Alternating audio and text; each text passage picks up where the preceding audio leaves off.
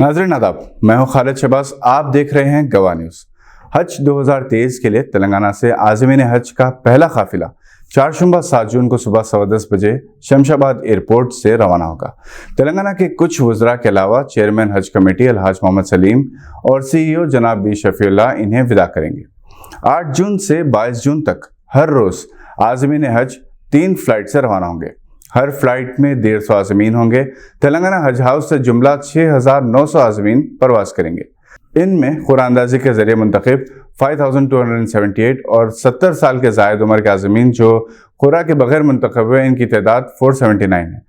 बगैर महरम के हज के लिए परवास करने वाले 76 खवातीन हैं जिनकी उम्र 35 साल से जायद है।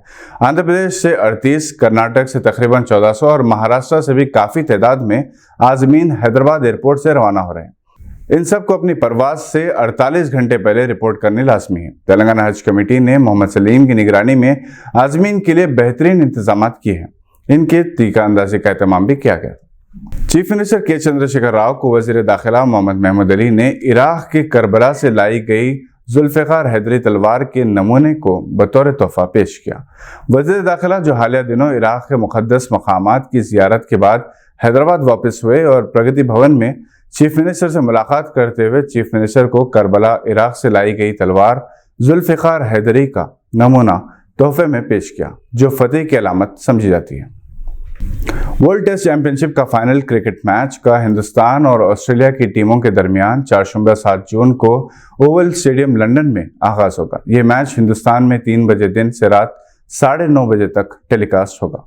हिंदुस्तानी टीम रोहित शर्मा की क़यादत में शुभमान गिल, पुजारा, कोहली, रहाणे, भारत, अश्विन, जडेजा, शार्दुल ठाकुर और मोहम्मद शमी और मोहम्मद सिराज पर मुश्तमिल होगी, जबकि ऑस्ट्रेलिया की टीम पैट कमिंग्स की क़यादत में Harris, Head, Usman Khawaja, Smith, Warner, लिविशन, कैमरून, क्रेन, एलेक्स कैरी पर मुश्तमिल होगी। चैंपियन टीम $1.6 मिलियन हासिल करेगी और रनर अप टीम $8 लाख हासिल करेगी।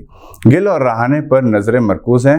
गिल अच्छे फॉर्म में हैं और रहाणे अपनी मेहनत से दोबारा टीम में वापस हुए हैं। यहाँ ये बात काबिल जिक्र है कि वर्ल्ड टेस्ट चैंपियनशिप फाइनल तक पहुंचने के लिए दोनों टीमों को 2 साल लग गए, क्योंकि कोविड की वजह से दरमियान में खेल के मुकाबले रोक दिए गए थे। इस चैंपियनशिप में टेस्ट खेलने वाले तमाम टीमों ने हिस्सा लिया था और कामयाबी और पॉइंट्स की बुनियाद पर ऑस्ट्रेलिया फाइनल में पहुंचने वाली पहली टीम बनी और हिंदुस्तान दूसरी। डोमेस्टिक क्रिकेट में बेहतरीन मुजाहरों के बावजूद सेलेक्टर्स की जानिब से नज़रअंदाज किए जाने पर मायूस कई क्रिकेटर्स अब दूसरे ममालिक के लिए खेलना चाहते हैं। ऐसे ही एक खिलाड़ी पुष्कर शर्मा हैं जिन्होंने कीनिया की टीम से मुआहदा कर लिया। वहाँ वो T20 मैचेस खेलेंगे। ऐसे बेशुमार खिलाड़ियाँ हैं जिन्हें बेहतर से बेहतर मुजाहरे के बावजूद ऐसा लगता है कि जानबूझकर नज़रअंदाज कर दिया गया।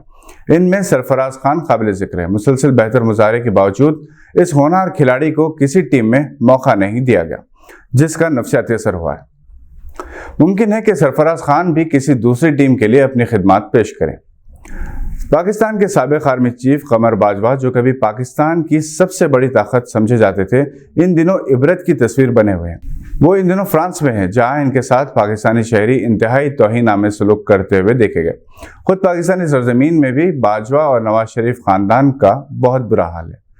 आज के लिए बस इतना ही। नई खबरों के साथ फिर होगी मुलाकात। अगर आप हमारे चैनल पर नए हैं तो सब्सक्राइब करते हुए बेल आइकन दबाना ना भूलें। देखते रहिए गवाह।